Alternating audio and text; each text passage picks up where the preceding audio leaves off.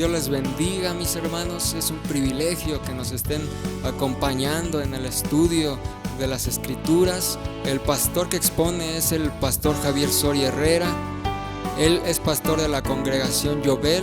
Se ubica esta en la delegación Tláhuac, Colonia Quiahuatla, calle Bugambilia, Manzana 2, Elote 2, esquina con el acueducto. Tenemos servicios los domingos a las 10 de la mañana. Si usted nos quiere visitar, somos todos familia, Iglesia de Cristo, será bienvenido. Nos puede marcar al teléfono 5650 7122 o al 5540 104412. Si tiene preguntas, comentarios, palabras de bendición, háganoslas saber. Tenemos nuestro correo electrónico, es pastorjaviersoriaherrera@gmail.com. Dios les bendiga y los nutra con esta palabra.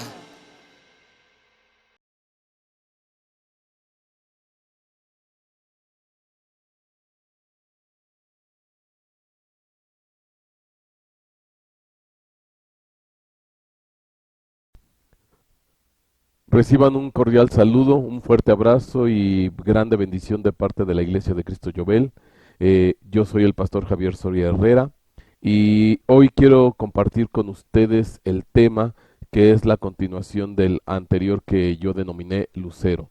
Y el tema que hoy vamos a platicar con ustedes y compartir, yo lo llamé los viajes del buey.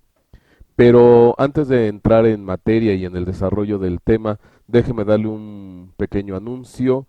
Ya tenemos fecha para celebrar el aniversario de la Iglesia de Cristo Yobel, que es la que estamos pastoreando, y la fecha que hemos puesto para la celebración es el 1 de diciembre, domingo 1 de diciembre del año en curso.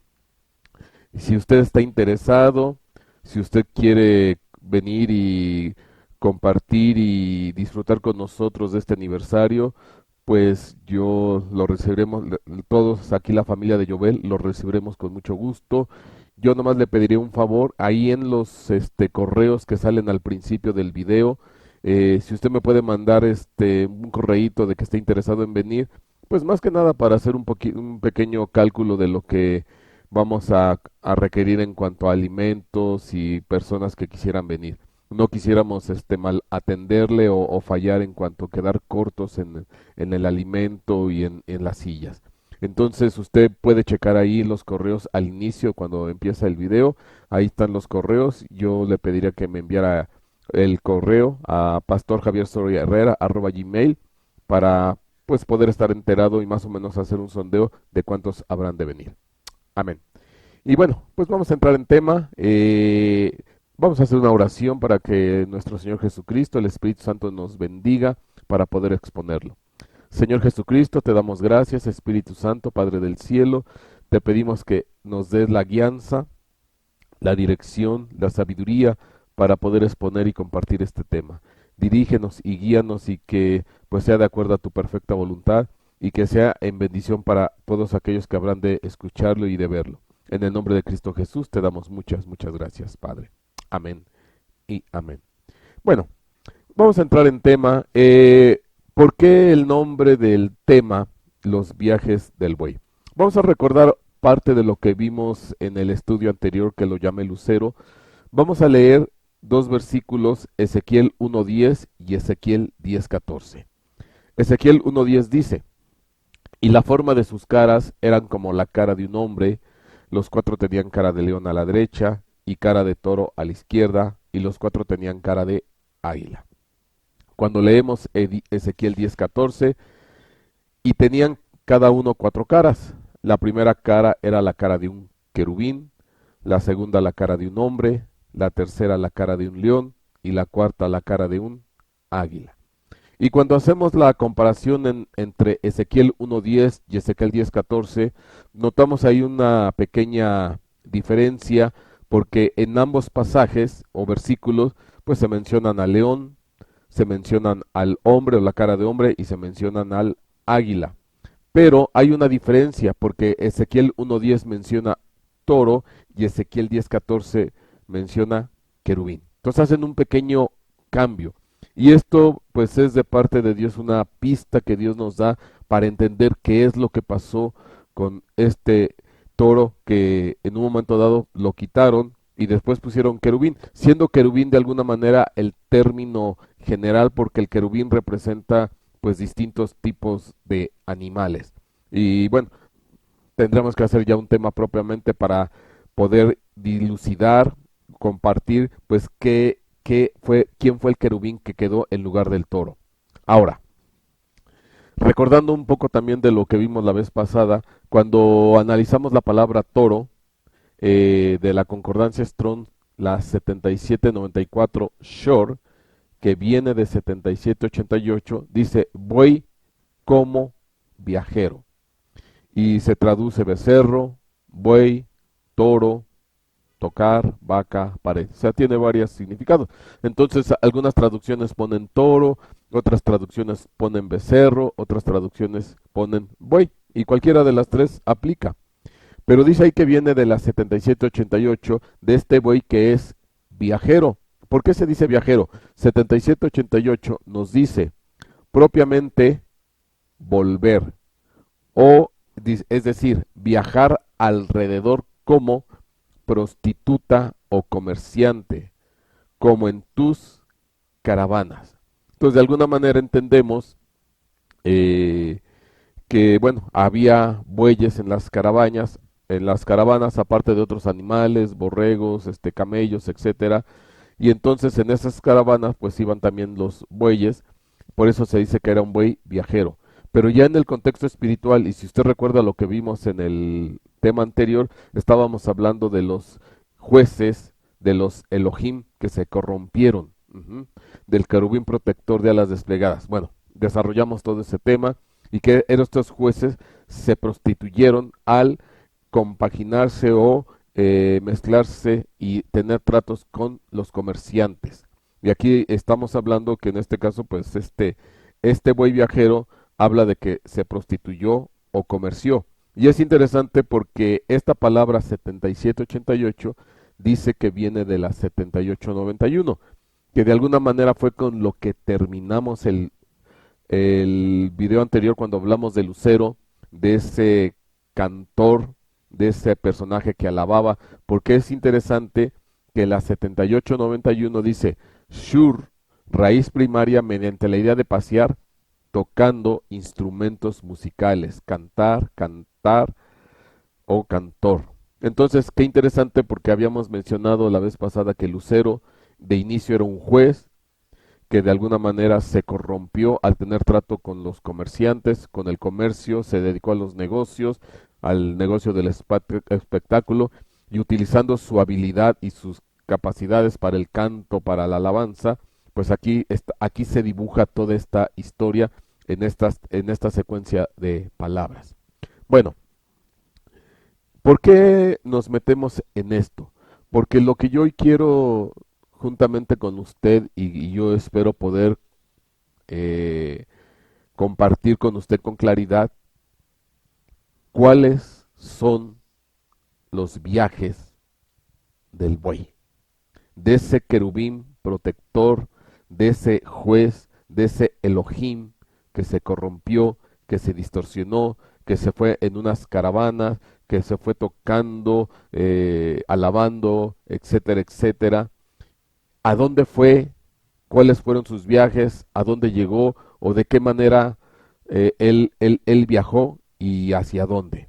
Es lo que hoy voy a tratar de pues ver junto con usted, es los viajes de este güey y qué fue lo que provocó a través de estos viajes.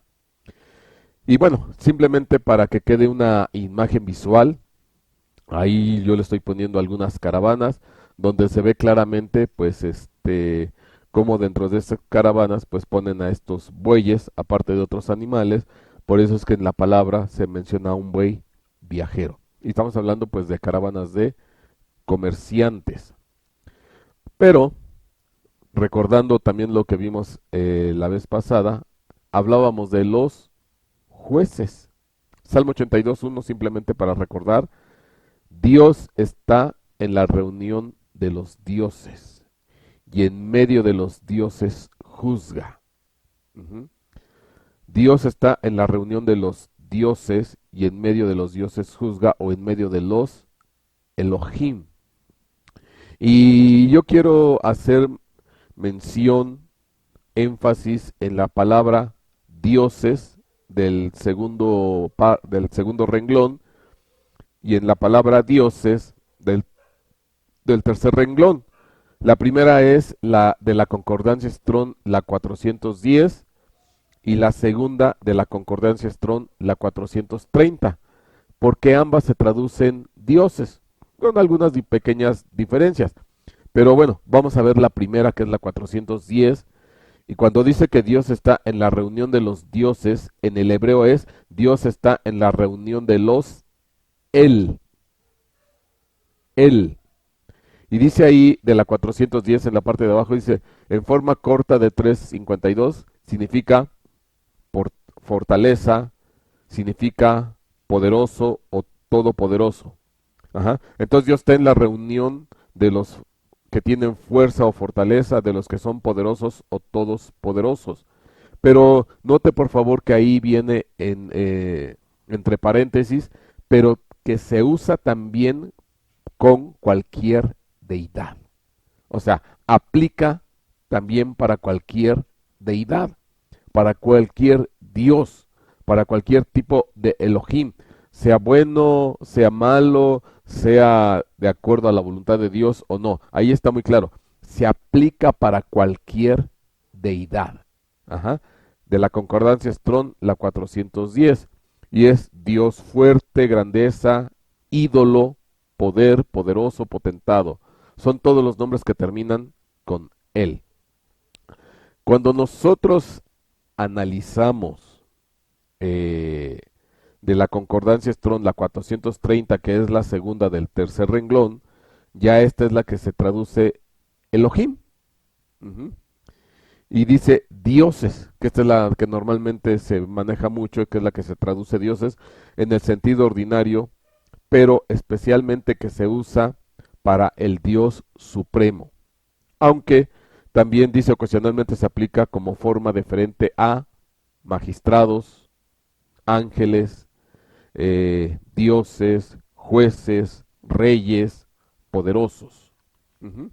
Entonces no es, sí, normalmente la mayor parte de las veces o prioritariamente se maneja para hacer alusión a Dios Todopoderoso, pero también puede aplicar para jueces, para magistrados, para ángeles, para reyes. Ujú.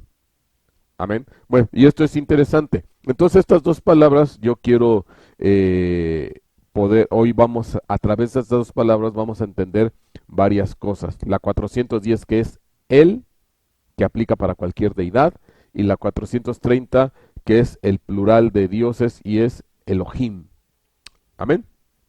Ok.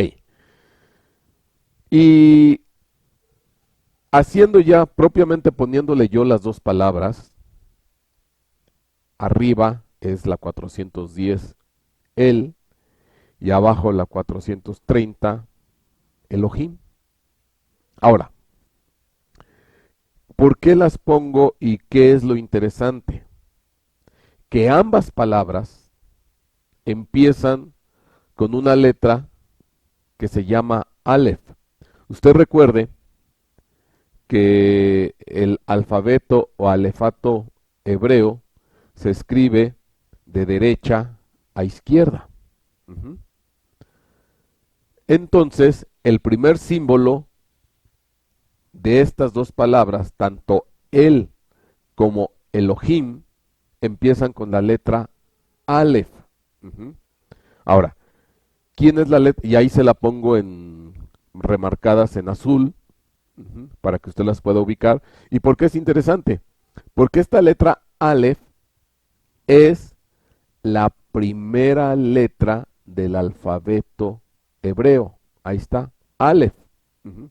Usted puede ver ahí en el recuadro izquierdo todo el alfabeto. Recuerde que esto es de derecha a izquierda y en el número 1 está Aleph, 2 Bet, 3 Gimel, 4 Dalet, etcétera, etcétera, hasta llegar a la 22ª que es Tav.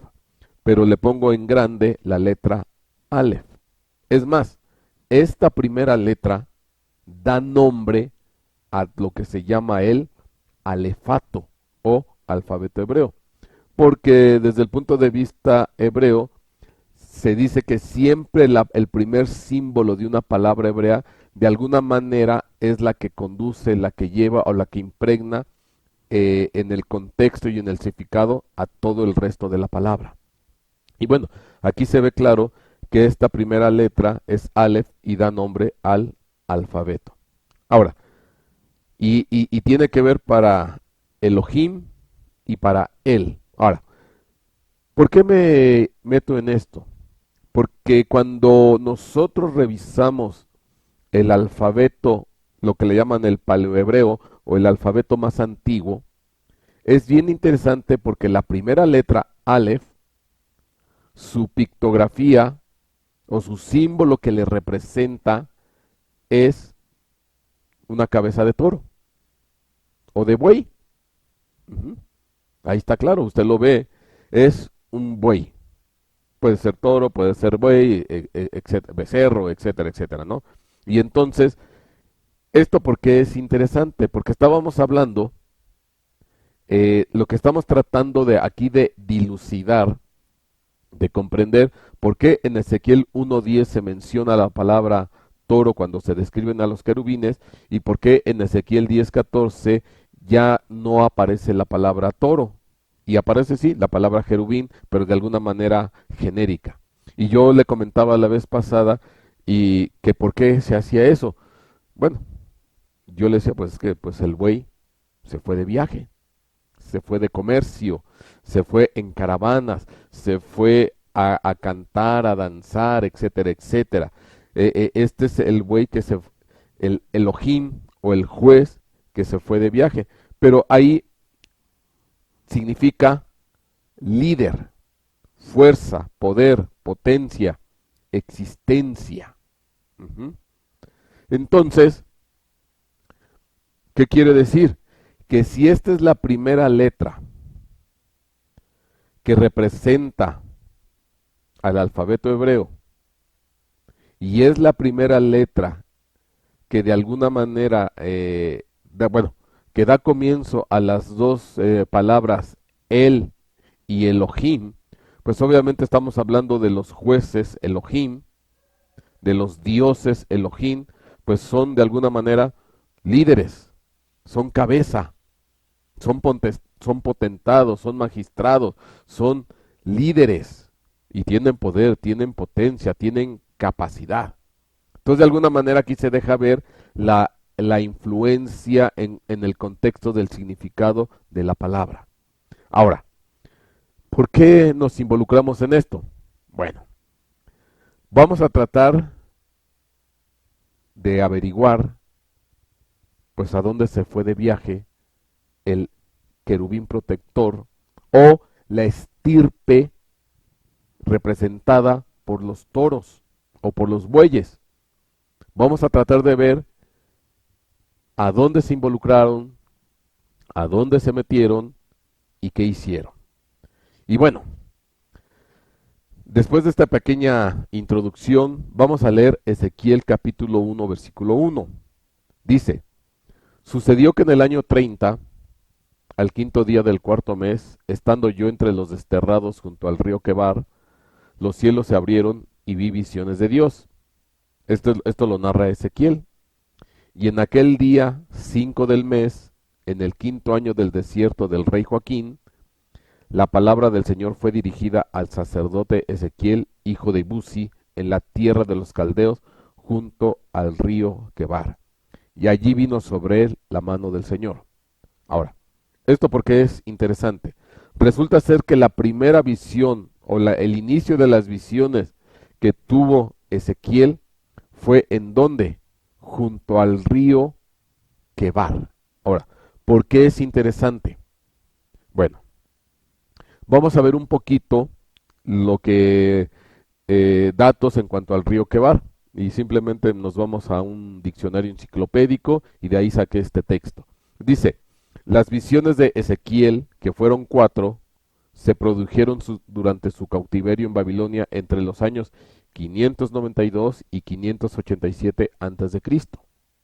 Tenía esposa y hogar, vivió con los demás cautivos junto al río Quebar.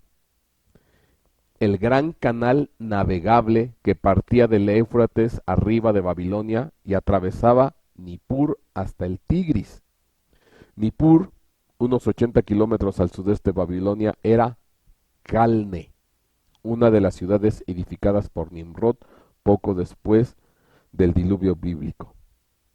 El hogar de Ezequiel estuvo en Tel Aviv, cerca de Nippur.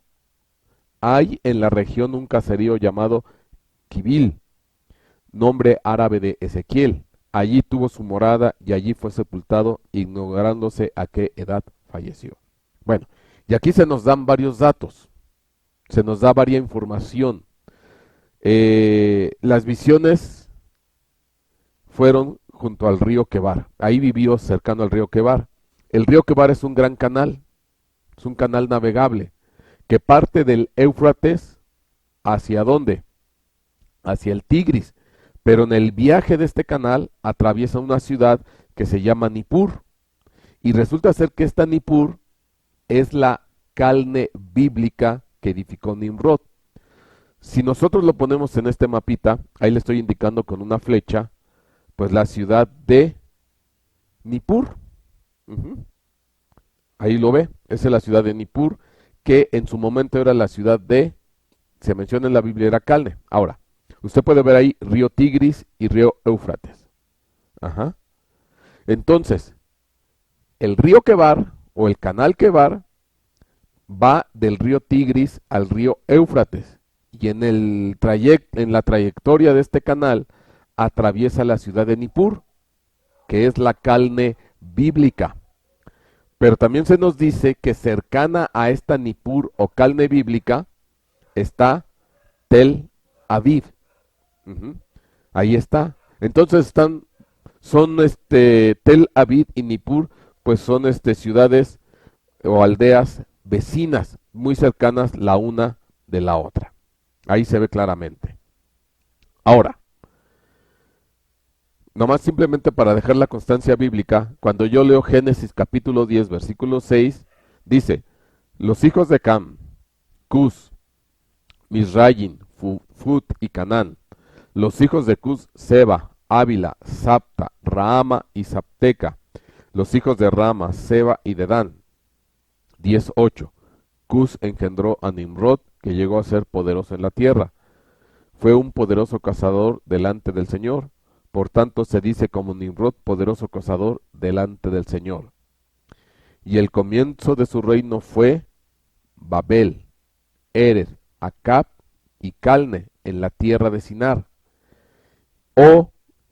Y ahí le pongo encerrado en un círculo, Calne, que también se le conoce como Nippur. Y estas ciudades, 4 ciudades, y una de ellas que es la que aquí interesa, que es Calne, pues fue fundada por Nimrod, el cual era un poderoso cazador delante del Señor, pero una traducción más correcta es enfrentando al Señor o enfrentando a Jehová o en contra del Señor. Esa es una traducción más correcta. Pero bueno, obviamente esto es un tipo de anticristo. Y él fundó la ciudad de Calne. Ahora, ¿por qué nos interesa Calne? Porque cuando uno se va a la definición o al significado de la palabra Calne, en este caso es de la concordancia Strong, la 3641, la palabra Calne significa literalmente la fortaleza de Anú. La fortaleza de Anú. Ahora, recuerde usted que Calne es la ciudad Nippur o la ciudad sumeria Nippur, y que está al lado de Tel Aviv, donde vivía Ezequiel junto al río Quebar.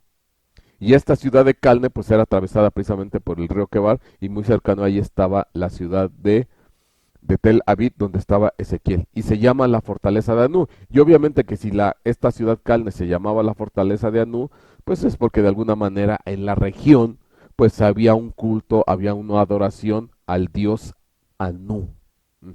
Ahora, y esto es porque es interesante, porque el dios Anú en el inicio, históricamente hablando de Sumeria, era la deidad más importante del panteón sumerio.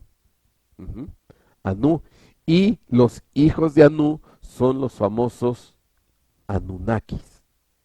Los hijos de Anu son los famosos Anunnakis. ¿Por qué? Porque son los descendientes de Anu, el dios del cielo, según la mitología sumeria. Entonces quiere decir que Ezequiel desarrolló su ministerio profético y tuvo sus visiones proféticas en una región que estaba impregnada ¿por quién? Por estas deidades, por estos Elohim, por estos ángeles que se llamaban Anunnakis, siendo la deidad principal en un principio de la historia sumeria la deidad Anu. Ahora, fíjese qué interesante. Cuando yo me pongo a ver un poco más de las características de esta deidad principal Anu, bueno, ahí dice que es el símbolo cuneiforme sumerio para que representa a Anu y tiene varios nombres. Se le menciona como An o también se le menciona como El o también se le menciona como Anu. An en sumerio, Anu en acadio y El en semítico occidental. Ujú. Ahora, y bueno, ahí se nos dice consortes, hijos y padres, etcétera, etcétera. Pero vea qué interesante. Su función pues es gobernar en el cielo, estar en el cielo, desde ahí emanan sus órdenes, pero los símbolos que representan, o el símbolo que representa Anu, ahí se nos dice claramente que es una corona de cuernos. Ajá, corona de cuernos, se dice abajo en los símbolos, corona de cuernos. Ahora, ¿por qué es interesante? Vamos a leer un poquito.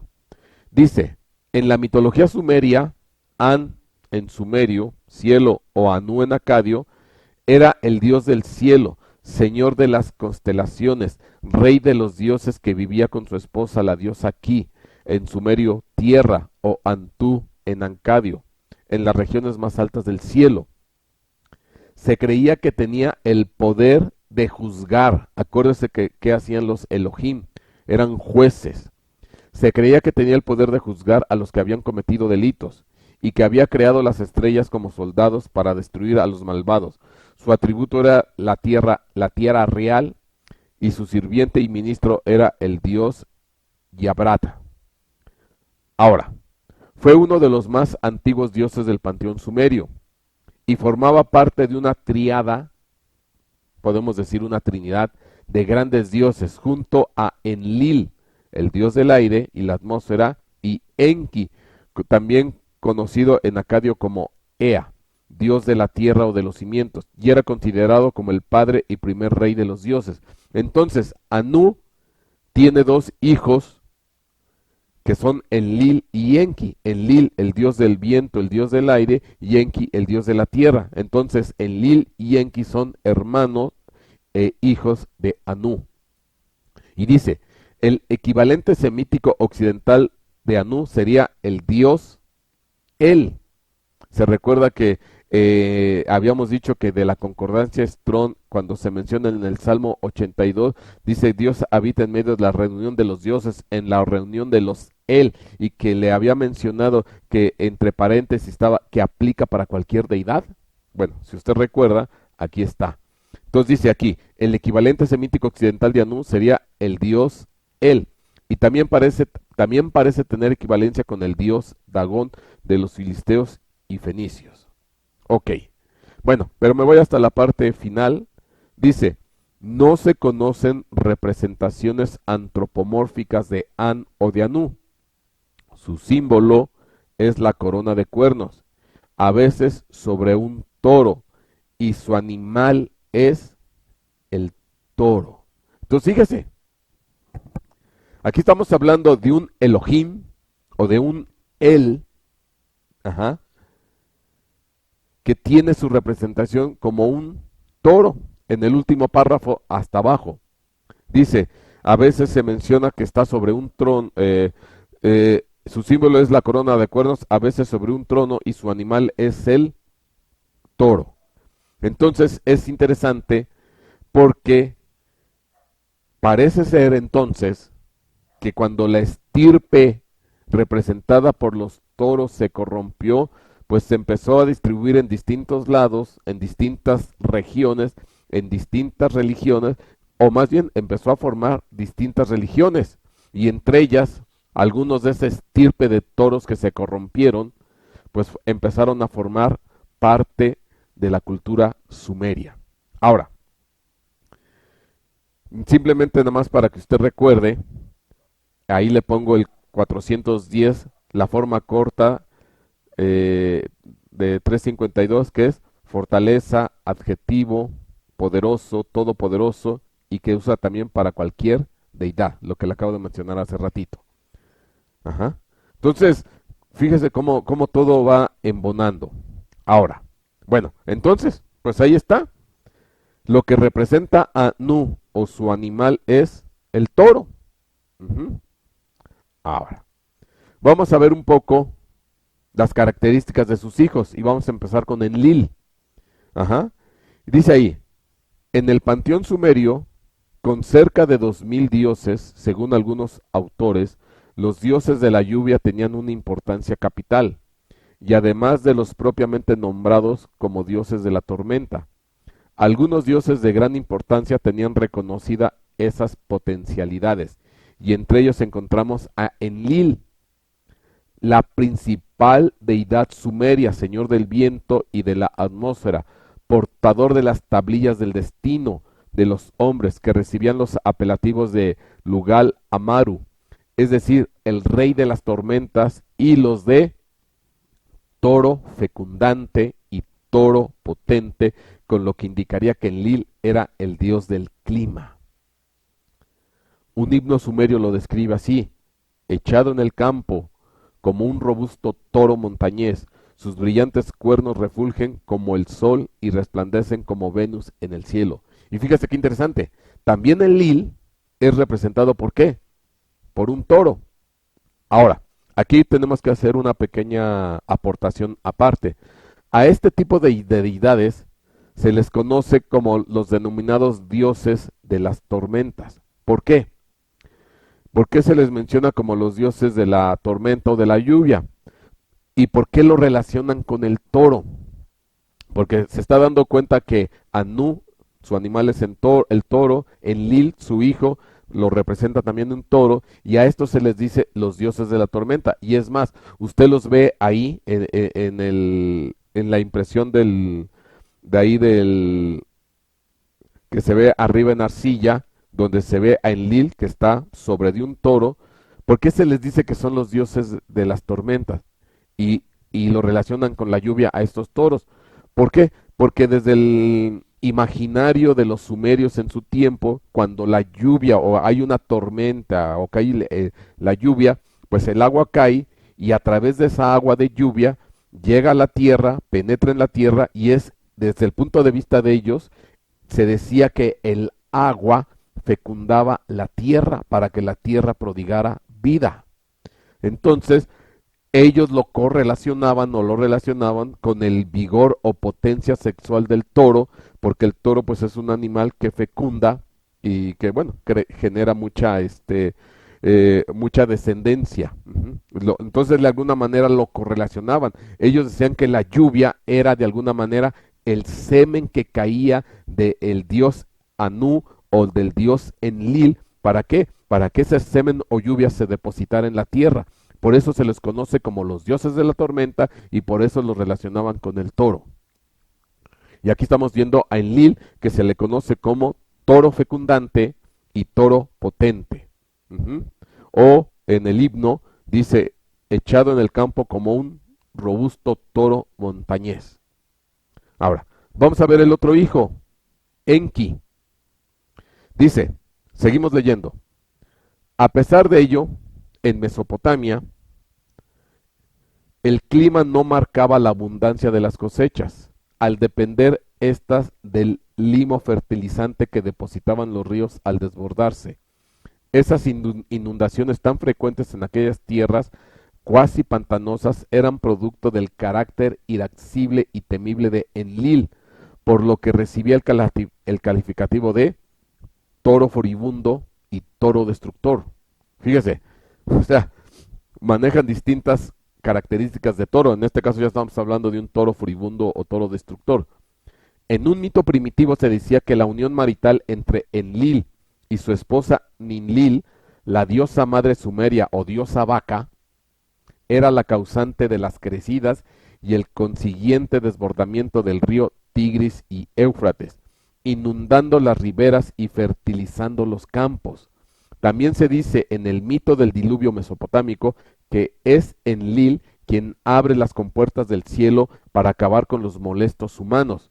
Resulta ser que a Enlil no le gustaban, no le caían nada bien los humanos y tenían de alguna manera una descripción a los humanos. Para Enlil eran los famosos cabezas negras, por lo que su hermano, el dios Enki, Enlil le molestaban los humanos. Es más, dicen los escritos sumerios que le caían muy mal Enlil porque eran demasiado ruidosos y escandalosos.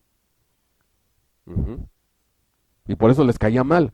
Pero de alguna manera Enki, el otro hermano, pues le agradaban en parte los humanos y él intercedía por estos humanos ante Enlil.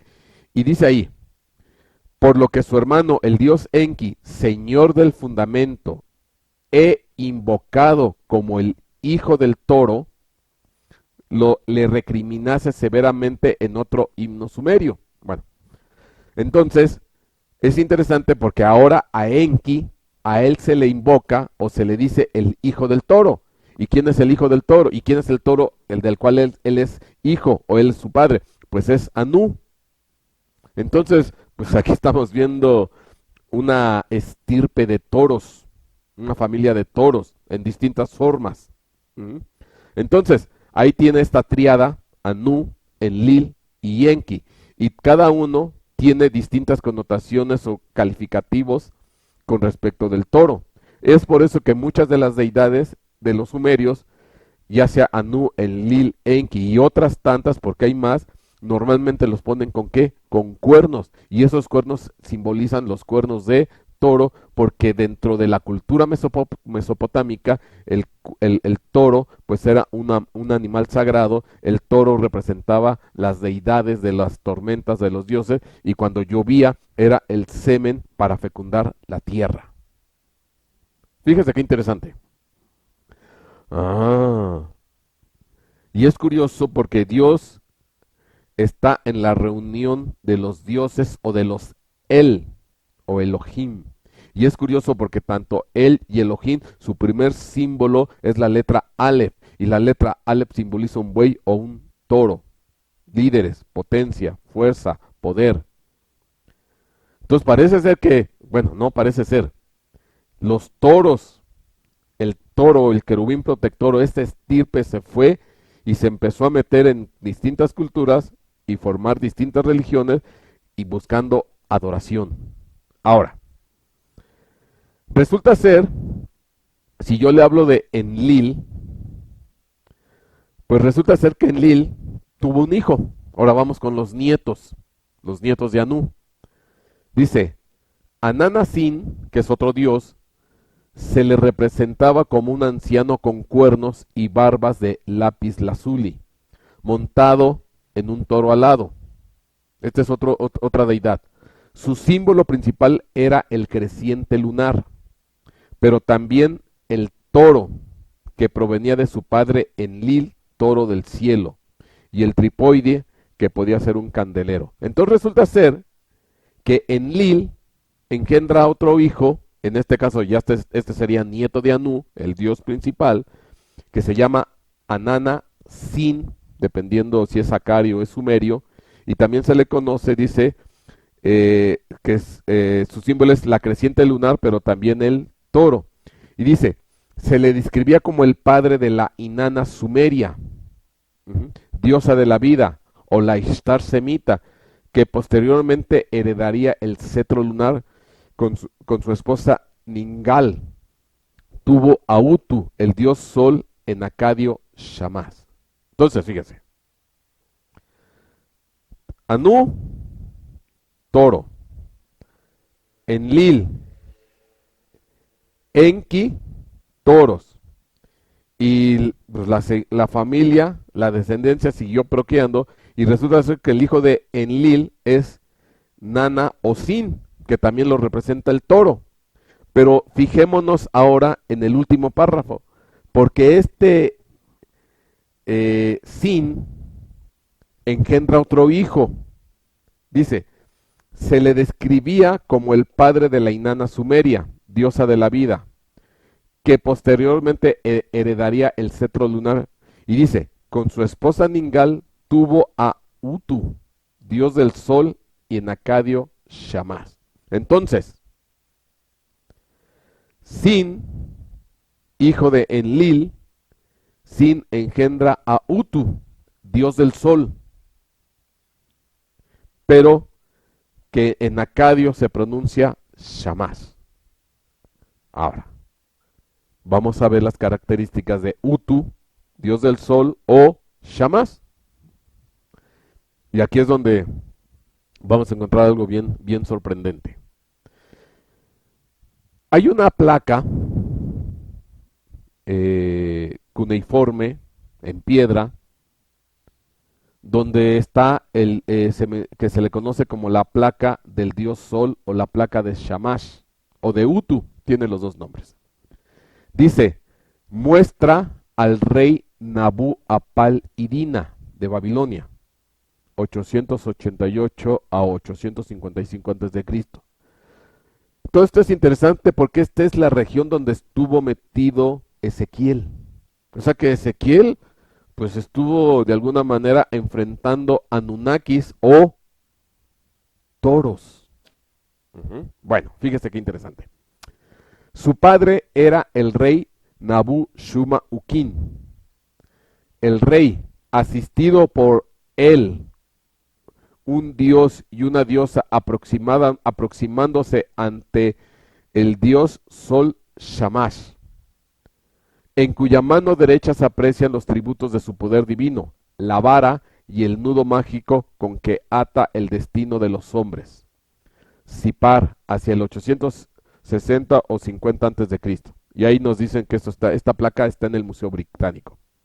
Bueno, entonces aquí está este rey que tiene el respaldo del dios del sol, que es Utu o es Shamash. Pero note por favor, dice, dice, bajo él, o sea, bajo este rey, se encuentran los dioses toro. Bajo él se encuentran los dioses toro, que son los que abren las puertas del más allá. El texto narra la historia del templo del dios en Sipar, cuyo culto se había perdido y recobró. Apal Idina. Esta tablilla escondida entonces fue descubierta por el rey Nabopolassar. Entonces, abajo de este rey están los dioses toro, que son los que permiten el acceso a las puertas y entrar al más allá. Ahora, le voy a dar una ampliación para que lo pueda ver. Ahí le hago la ampliación y resulta ser que está sentado sobre un trono que viene soportado sobre dos deidades que son toros, que se les conocen como los toros que abren las puertas del más allá. Entonces, al final lo que yo le quiero decir con todo esto, y quien da el respaldo a este rey es el dios Utu o el dios Shamash, el dios del sol, que viene respaldado por estas deidades toro para permitir el acceso al más allá. Bueno, vamos a ver. Vamos a ver ahora un poquito con más detalle acerca de Shamash o de Utu, porque se le daba adoración en una ciudad principal y que esto ya es de bastante tiempo más adelante. Estamos hablando de la ciudad de Hatra. Dice, Hatra era una antigua ciudad de Irak, al sur de Mosul, que fue capital del reino de los partos entre los años 247 a.C. y 226. Ya aquí nos recorrimos varios siglos. O sea, ya esto es muchísimo más adelante, estamos hablando de por lo menos 400, 500 años más moderno. Dice, las ruinas de Hatra incluían una gran muralla circular y varios templos de piedra, característicos de la arquitectura de los partos. el conjunto monumental fue inscrito en el Patrimonio de la Humanidad por la UNESCO en 1985. Bueno, ¿qué tiene de peculiar esta ciudad, Hatra? Que la deidad principal a la cual adoraban era Ashamash. Ashamash. Pero yo quiero que note, por favor, ya esto estamos hablando de varios siglos adelante. Ya este Shamash que usted está viendo, ya viene de alguna manera, vamos a decir, modernizado. Ajá. Los cuernos ya se volvieron rayos, pero sigue siendo el mismo Shamash o el dios Utu. Ujú. Y este dios Shamash o dios Utu era adorado en esta ciudad llamada Hatra. Es más, dice, ahí, mire, ahí le doy este artículo. Hatra, la ciudad santa del dios Shamash. La ciudad santa del dios Shamash. ¿Lo ve? Y bueno, ahí en la izquierda usted ve la parte de una estatua, bueno, perdió ahí la cabeza, pero se entiende que era el dios Shamash. Pero en la anterior sí se alcanza a ver a esta deidad. Ahora, ¿por qué es interesante? Porque este es el Shamash sumerio. Nada más que ya después fue migrando, fue caminando a través de la historia, llegó hasta los partos, se fundó una ciudad en honor a este dios Shamash que se llamaba Hatra. ¿Sí se da cuenta? Ok. ¿Por qué es interesante? ¿Por qué es interesante? Mire, porque hay otra deidad un poco más adelante, más moderna, de Mitra. Dice aquí, Mitra, según la mitología romana, es el dios del sol invicto. A este dios se le conocía como un joven con un gorro frigio o gorro caído hacia atrás. Y Mitra nació el 25 de diciembre, fecha que se relaciona al solsticio de invierno y es cuando alcanza el cenit al mediodía sobre el trópico de Capricornio. Mire. Es que esto es bien interesante. Mire, esto es bien interesante. Porque si usted ve a este dios Mitra, y lo comparo con el dios Shamash de la ciudad de Hatra, pues idénticos. Bueno, es un personaje con sus rayos. Pero acuérdese que el origen de Shamash es el dios Utu, que viene de un linaje o descendencia de toros. Anu, Enlil, Sin, Enki, Shamash, etcétera, etcétera, etcétera. Ahora, lo que es interesante que en este caso Mitra, vamos a ver un poco de Mitra, pues usted sabe de eso, dice aquí que Mitra nació el 25 de diciembre, porque fue la fecha que utilizaron los romanos para fundamentar o establecer el nacimiento de nuestro Señor Jesucristo en 24 a 25 de diciembre.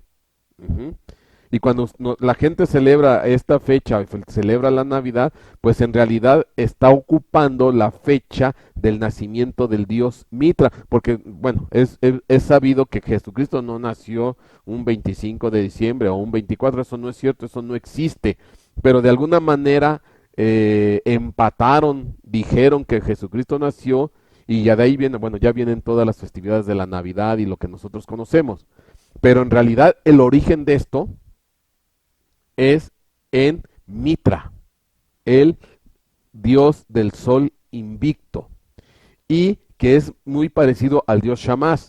Ahora, recuerde que Shamash es un linaje de toros, aunque aquí este Shamash ya está muy estilizado, muy moderno, ya no se ve así con cara de toro y etcétera, etcétera, pero es el mismo, ya, o sea, está camufleado, está romanizado, está helenizado, etcétera, etcétera. Ajá. Ahora, vamos a ver a Mitra.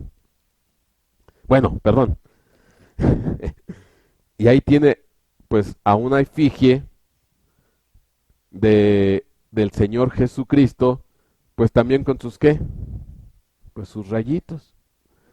Pero esto viene ¿de dónde? De Mitra, 25 de diciembre, y más atrás viene de Shamash.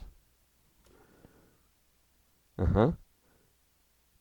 Entonces, permítame decirle algo, que el trasfondo, el telón de fondo de origen del Jesucristo universal, lo voy a poner de esa manera, del Jesucristo universal, es un toro que viene desde la cultura sumeria. Es un Elohim. Es un él. Fíjese qué interesante.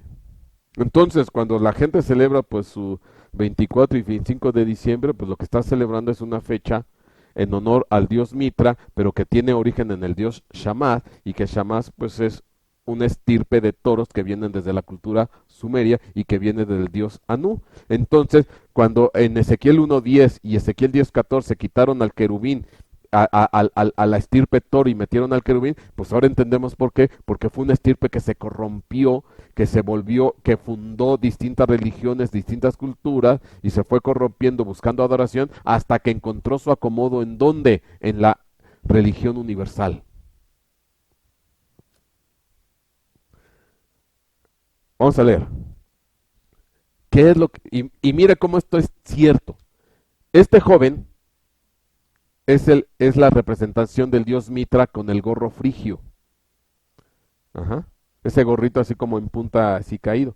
Pero que está haciendo un sacrificio de un toro. Vamos a leer un poquito. Mitra es un dios conocido desde la antigüedad, principalmente en Persia e India, y originalmente era el dios del sol. Note por favor. Aquí dice que Mitra viene de dónde? De Persia y de India. Ya nada que ver con Sumeria, ya nada que ver con Roma. Pero lo que le quiere, entonces esto qué quiere decir, que estas deidades de toro que vienen desde Anu fueron migrando, fueron caminando, fueron a distintas regiones, a distintas culturas, a distintas lugares. Dice, el origen persa de este dios se incorporó, dice, este dios se incorporó al panteón del Imperio Romano tardío. En el contexto romano, el culto al Mitra se desarrolló como una religión mistérica y se organizaba en sociedades secretas exclusivamente masculinas de carácter esotérico iniciático. Gozó de especial popularidad en ambientes militares y obligaban a honestidad y pureza y coraje entre sus adeptos. Ahora, imágenes que se conservan en diversas esculturas, en su mayoría del siglo III, se le representa como un hombre joven con un gorro frigio matando con sus manos a un toro. Ajá. Entonces, qué interesante, porque la deidad principal, Mitra, es este joven con el gorro frigio matando a un toro. Es más, yo estuve leyendo por ahí información de este dios Mitra, y hay autores que dicen que si no hubiera sido por el cristianismo, la religión imperante a nivel mundial hubiera sido el mitraísmo. Era de tal apego, de tal capacidad, de tal poder, de tal magnitud, influencia, que si no hubiera sido por nuestro Señor Jesucristo y el inicio del cristianismo, el mundo estaría viviendo el mitraísmo hoy en día. Pero qué interesante, porque ¿quién está detrás de este Mitra? Pues está una deidad sumeria, que viene de una estirpe de toros. Y tiene su alojo, obviamente, voy a ocupar esta imagen, mataron al toro, le quitaron la imagen del toro para mostrarse a un hombre con unos rayos semejando al sol, y el toro ya no se va a ver, para que nadie diga nada, para que nadie se espante, para que nadie se escandalice. Entonces quiere decir que estas deidades van camuflando, van migrando a distintas culturas, a distintas regiones y en distintas épocas. Y hoy en día se sigue entonces haciendo adoración, y viene esto desde los sumerios. Vamos a ver un poquito del gorro frigio. Ahí usted tiene distintas formas del famoso gorro frigio. Ujú. Porque es el que usaba esta deidad llamada Mitra, esta deidad solar. Es bien interesante, ¿por qué? Porque curiosamente el gorro frigio aparece en un montón de escudos. Por ejemplo, en la heráldica aparece en el sello del ejército de los Estados Unidos 1778, en el escudo de Haití 1807, escudo de Venezuela 1802, escudo de Argentina, escudo de Gran Colombia, escudo de las Provincias Unidas de Centroamérica, escudo de Nicaragua, escudo de... Fíjese, en todos ellos, obvio, aquí tendré yo que hacerle una ampliación, pero usted los puede buscar. En toda esta heráldica de escudos aparece el gorro frigio. Y el gorro frigio es el que portaba ¿quién? Mitra, la deidad solar. Pero el telón de fondo que no se ve es ¿quién? El toro. Ajá. Entonces este estirpe de toro se sigue moviendo. En el escudo de Bolivia, el escudo de la Nueva Granada, escudo de Colombia, sello de la Hacienda de Paraguay, escudo de Cuba, sello del Senado de los Estados Unidos, escudo de Bahías, el escudo de República Dominicana, todos estos tienen dentro de su heráldica, bueno, dentro de su escudo, al famoso gorro frigio, representación del dios Mitra, o de la deidad solar Shamud, que viene de una estirpe de toros. También aparecen las banderas, en la bandera de la Confederación Argentina, 1840, la bandera de la Confederación de Venezuela, en la primera bandera de la República de Gran Colombia, etcétera, etcétera, aparece el gorro frigio. En la numismática, que son las distintas monedas, por ejemplo, en la moneda mexicana de 8 reales, la moneda mexicana de 1 peso, ahí aparece. En el billete mexicano de 5 pesos, antiguo, billete mexicano de 10 pesos. Fíjese, y ahí aparece el gorro frigio. Ahí están los toros, ocultos y escondidos. Ujú. En las artes, emblema de la Unión Democrática 1945. Marianne en el emblema oficial del gobierno francés. En el busto de Atis, en un mosaico bizantino de los Reyes Magos, una efigie de la República de Brasil, alegoría de la Segunda República Española, etc. Entonces, pues aquí ya no se ve toro, aquí ya no se ve mitra, aquí se ve simplemente un gorrito, inocente. Pero vea todo lo que está de trasfondo. Bueno, pero hablando bíblicamente, eso lo que acabamos de hacer es un recorrido en la historia y en distintas formas, como este toro, este estirpe de toro se fue incrustando. Resulta ser, usted recuerde, conforme la Biblia, que el pueblo cayó en adoración a un becerro de oro. Éxodo 32:1. Cuando el pueblo vio que Moisés tardaba en bajar del monte, la gente se congregó alrededor de Aarón y le dijeron: levántate, haznos un Dios que vaya delante de nosotros. En cuanto a este Moisés, el hombre que nos sacó de la tierra de Egipto, no sabemos qué le haya acontecido. Y Aarón les dijo: quitad los pendientes de oro de las orejas de vuestras mujeres, de vuestros hijos y de vuestras hijas, y traédmelos. Y entonces todo el pueblo se quitó los pendientes de oro que tenían en las orejas y los llevaron a Aarón. Y él los tomó de sus manos y les dio forma con buril e hizo de ellos un becerro de fundición. Y ellos dijeron: este es tu Dios Israel, que te ha sacado de la tierra de Egipto. Entonces aquí usted tiene esta potestad de becerros, de toros, de Elohim, influenciando la adoración, influenciando la cultura de quién, del mismísimo pueblo de Israel. Aquí, bueno, ya no me dio tiempo. Ellos venían saliendo de Egipto y en Egipto había una adoración a un dios llamado Apis. Era un toro sagrado que se llamaba Apis. Seguramente de ahí, de sus 400 años que estuvieron en Egipto, el pueblo de Israel, pues tomó y adoptó y fue influenciado por la adoración al dios Apis, y por eso fue que salió este becerro de fundición. Pero obviamente aquí estamos viendo que hay potestades que estuvieron influenciando desde lo alto al corazón y a las mentes de este pueblo.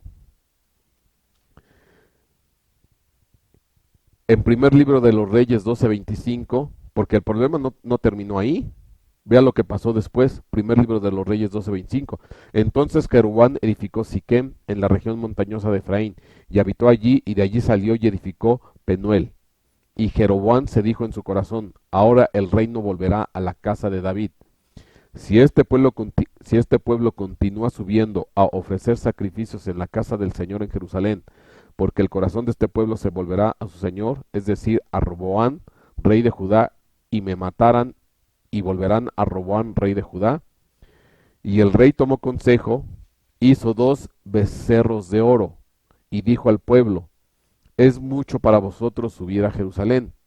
He aquí vuestros dioses, oh Israel, los cuales te hicieron subir de la tierra de Egipto. Y puso uno en Betel, y el otro lo puso en Dan. Y esto fue motivo de pecado, porque el pueblo iba aún hasta Dan a adorar delante de uno de ellos. Qué tremendo es el corazón perverso, corrupto, distorsionado de los que se dicen amar y alabar y glorificar a Dios. Ya habían tenido el antecedente de lo que ocurrió en el desierto cuando Moisés estaba en el Sinaí y Aarón les hizo un becerro de fundición. Pues años después, muchísimos años después, siglos, volvieron a caer otra vez en adoración de 2 becerros, uno al norte y el otro al sur, con el pretexto de que estaba complicado y lejos ir a Jerusalén. Dice: no, para que no vayas tan lejos, te voy a poner uno en Betel y te voy a poner otro en Dan, porque estos son los dioses que te sacaron de Egipto. Y ahí está otra vez la influencia de esta estirpe de toros, de estos dioses de las tormentas, fecundando no la tierra, sino fecundando el corazón del pueblo para llevarlo a la idolatría. Y ahí está, levantando a su becerro de oro y llevándolo en adoración el pueblo de Israel.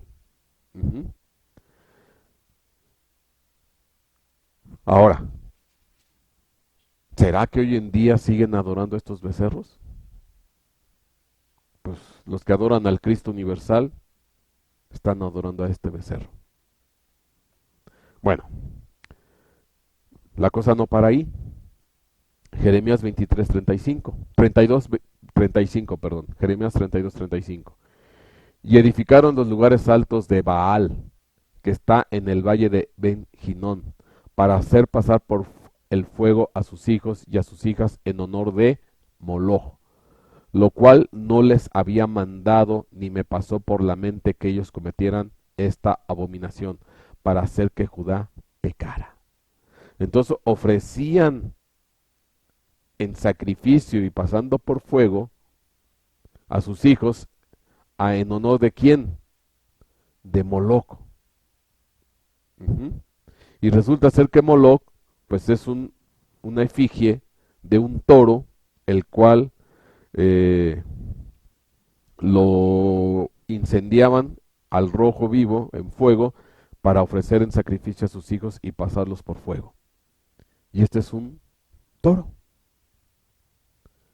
Fíjese, dígame si no hay influencia de estas estirpes y estas potestades. Y la cosa no para ahí. Primer libro de los Reyes, capítulo 10, versículo 18. Y aquí se nos describe el trono que hizo Salomón. El rey también hizo un gran trono de marfil y lo recubrió de oro refinado. Estoy leyendo la Reina Valera actualizada. El trono tenía 6 gradas y la parte alta del respaldo era redonda, a ambos lados del asiento, etcétera, etcétera. Pero dice, y la parte alta del respaldo era redonda. Pero en otras traducciones, la parte alta del respaldo tenía una cabeza de becerro. Algunas versiones, en lugar de poner redonda, ponen una cabeza de becerro, porque al final es la misma palabra.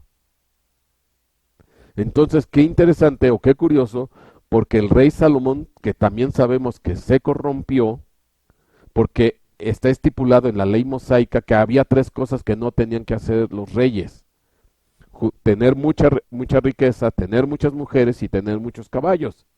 Y las tres cosas las hizo: muchas riquezas, muchas mujeres y muchos caballos. Y dice que él recibía anualmente 666 talentos de oro. Bueno, se corrompió. Y entonces, cuando él hace su trono, el respaldo, bueno, algunos ponen redonda porque obviamente pues les causa conflicto, pero muchas traducciones ponen la traducción correcta y dice cabeza de becerro. Entonces ahí estaba una potestad, una estirpe de toros, un Elohim, un él influenciando a Salomón. Y por eso entendemos la manera en que cayó. Ahora, la cosa no para ahí. Vamos a ver a David. Primer libro de Crónicas, capítulo 20, versículo 1. Y aconteció que en la primavera, en el tiempo en que los reyes salen a la guerra, Joab sacó el ejército y devastó la tierra de los hijos de Amón, y fue y puso sitio a Rabá. Pero David se quedó en Jerusalén, y Joab hirió a Rabá y la destruyó. Primer libro de Crónicas, capítulo 20, versículo 2. Dice: David tomó la corona de la cabeza de su rey,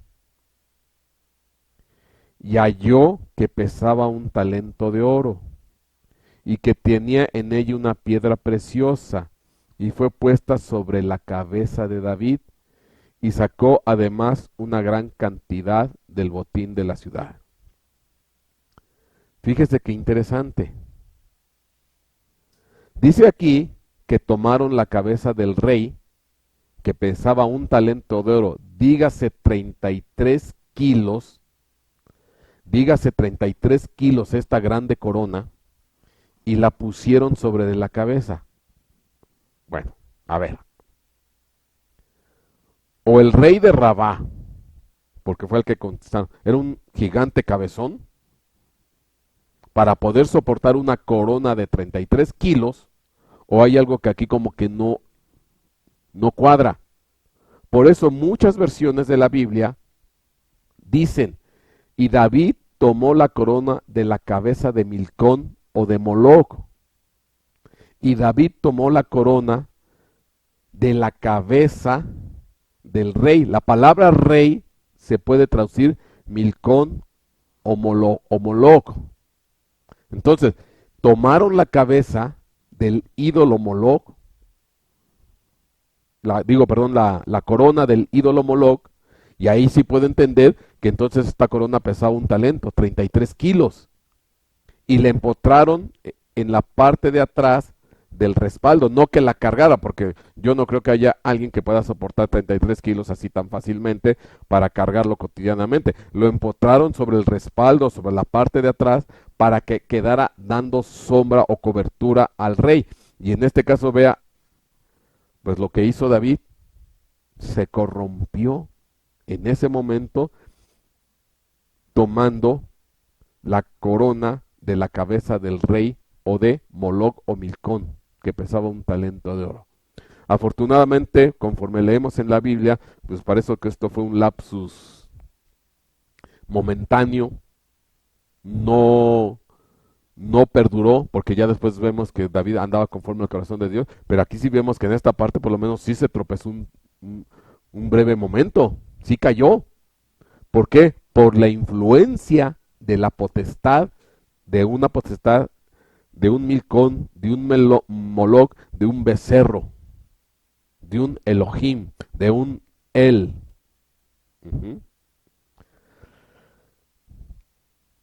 Y con esto podemos entender claramente Salmo 22:12.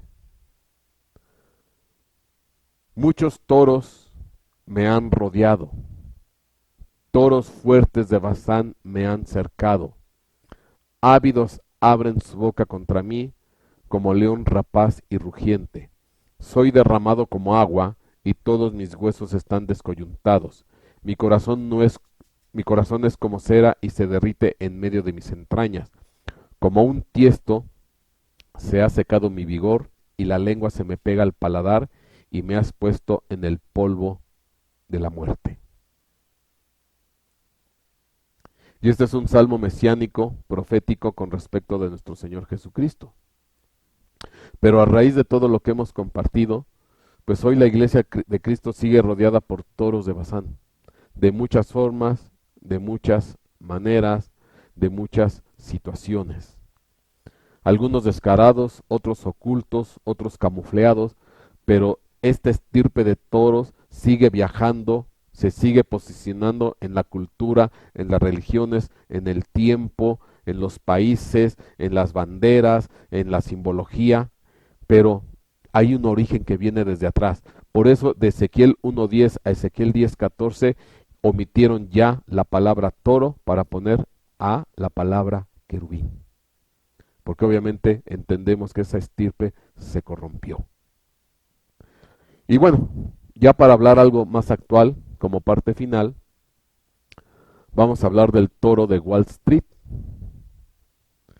Este es el toro de Wall Street, que está enfrente del centro Rockefeller, la calle en Wall Street, en Nueva York,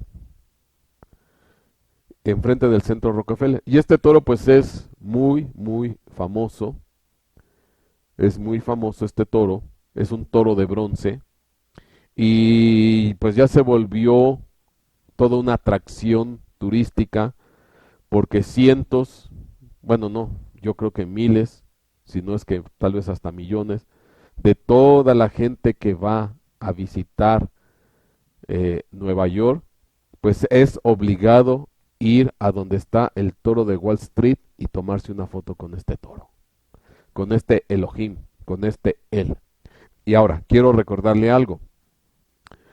Cuando hablábamos de las deidades sumerias, decíamos que la lluvia representaba pues la forma como el dios de las tormentas o el Elohim o el El, dígase Enlil, Enki, Anu, etcétera, ese juez, pues fecundaban la tierra a través de la lluvia, entonces la lluvia figura del semen y se priorizaba o se exaltaba su vigor, su potencia.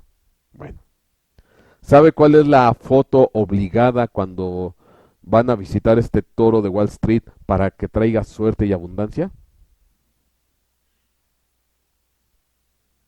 Tocar los genitales del toro. Y ahí usted tiene a los cientos y a los miles de miles yendo hacia la parte detrás del toro para tocar los genitales. No se pueden ir de Nueva York y viendo la estatua de este toro sin sin tocarle los genitales para recibir bendición, abundancia y potencia y etcétera, etcétera. Y obviamente, pues bueno, también es conocido Nueva York como una ciudad muy contaminada, ya muy corrompida, muy lejos de los principios de Dios, muy pervertida en muchas cosas, como otras tantas ciudades. Aquí pues ya es un toro descarado, pero hay otras ciudades, otros emblemas que aunque no se ve el toro, ya vimos que se puede camuflar de muchas formas, se puede camuflar como un Jesucristo, se puede camuflar como un gorrito frigio, bueno, hay muchas formas, pero vea, entonces dígame si estas estirpes de toros siguen funcionando o no. Siguen trabajando, siguen influenciando, siguen moviéndose en las distintas culturas, naciones, pueblos, regiones a través del tiempo y de la historia. Dios les guarde, Dios les bendiga.